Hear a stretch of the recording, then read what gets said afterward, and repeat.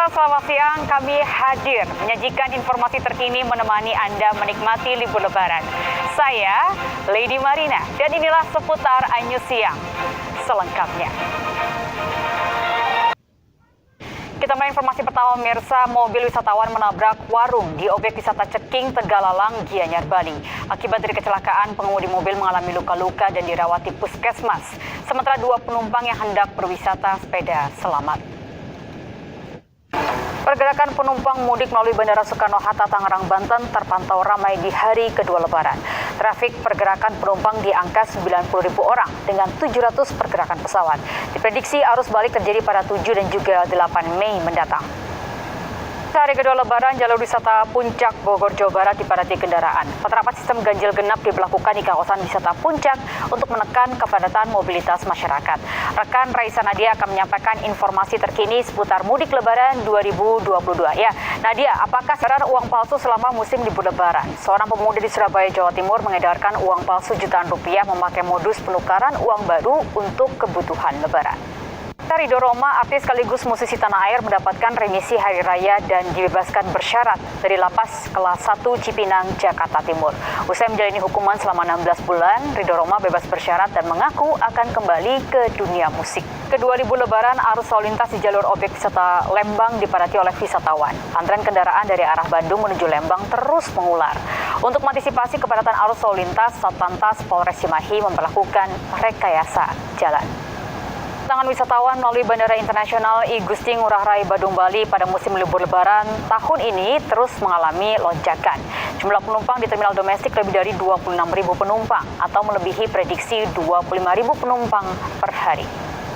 Kuliner khas Tasikmalaya, nasi tutuk oncom, menjadi penawar rindu pulang ke kampung halaman.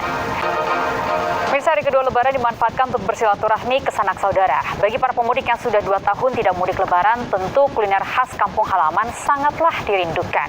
Nasi tutuk oncom khas Tasikmalaya bisa jadi pilihan kuliner untuk pengobat rasa rindu.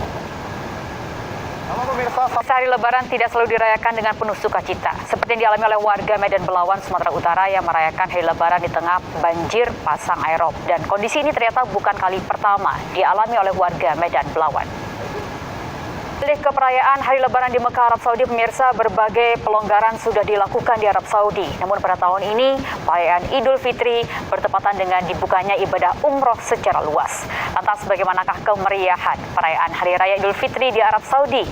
Berikut kami sajikan laporan pelaksanaan Salat Idul Fitri di Mekah, Arab Saudi. Pemirsa, sukacita menyambut Hari Lebaran juga dirasakan jemaah umroh asal Indonesia yang mendapatkan kesempatan untuk beribadah umroh di bulan Ramadan sekaligus berlebaran di Tanah Suci. Dan berikut momen lebaran jemaah umroh asal Indonesia. Dan pemirsa, film Sri Mulat Hil yang Mustahil menjadi referensi tontonan bersama dengan keluarga di hari libur Lebaran. Kembali bersama kami pemirsa, hari kedua Lebaran TPU Karet Bifak Jakarta Pusat ramai oleh peziarah. Sejak pandemi 2 tahun terakhir, kegiatan ziarah kubur di hari Lebaran pun ditiadakan. Meski kini telah diizinkan kembali, para peziarah tetap diimbau untuk menjaga protokol kesehatan.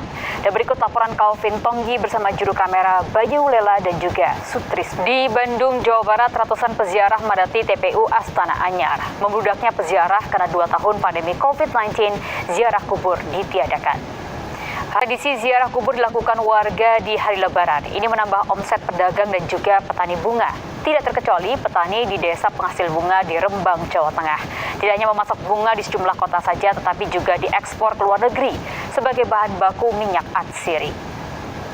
Pemirsa, apresiasi diberikan kepada pelaku UMKM kulit di Garut, Jawa Barat yang tidak memutus hubungan kerja karyawannya selama pandemi. Mereka diberikan tambahan kredit usaha rakyat untuk dapat terus mengembangkan usahanya hingga ke tingkat nasional dan juga global. MNC Pictures dan IDN Pictures berkolaborasi menayangkan film biopik komedi berjudul Sri Mulat Hil yang Mustahil. Penggarapan film nasional ini menandai bangkitnya industri perfilman Indonesia dari pandemi. Film Sri Mulat Hil yang Mustahil bisa menjadi referensi tontonan bersama keluarga di hari libur Lebaran.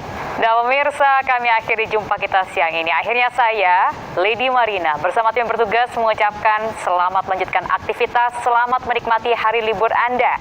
Jangan lupa jaga kesehatan Anda dan juga keluarga, patuhi protokol kesehatan termasuk dengan memakai masker kemanapun Anda bepergian. Tetap semangat, tetap sehat, dan Sampai jumpa.